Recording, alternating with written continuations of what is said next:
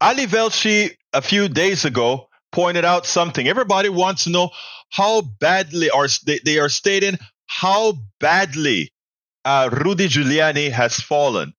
And he wants to remind us of something. This is who Rudy Giuliani has always been. It's just now that we got a chance to exercise his bad side in public beyond that 9/11 false mystique. Let's go ahead and take a look at that, and then we'll take it on the other side. Giuliani rode that wave of goodwill as far as he could. His lawyer even alluded to it in court this week, pleading with the jury that his client is, quote, a man who did great things. But the legend of Rudy Giuliani often covers up the reality of the man that the director of the New York Civil Liberties Union once called, quote, an authoritarian, anti-democratic bully. His reputation as a tough-on-crime mayor who cleaned up New York City is often inflated and inaccurate. Historians point out that crime in New York began trending downward in the mid-1980s during Ed Koch's tenure, which continued during David Dinkins' time as mayor in the early 1990s, before Rudy Giuliani became mayor. But it is true that Giuliani was tough on crime. He ordered the NYPD to crack down on low-level offenses, and Giuliani's time as mayor is closely linked to the rise of the stop and frisk policy, which eventually was deemed unconstitutional as it was applied in New York because of how disproportionately it singled out young Black and Hispanic men.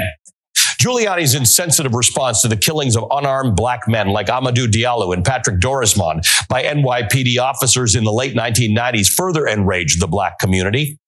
And if you view Giuliani through this more comprehensive lens of his life and career, then it isn't so confounding how or why America's mayor could be so egregiously wrong about jumping to conclusions that a pair of Black women working late at an election site were passing around a USB flash drive like it was, quote, vials of heroin or cocaine.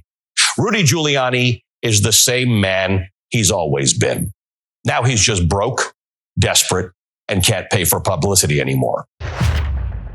Now he's just broke and can't pay for publicity anymore. So yes, that is always who Giuliani has been.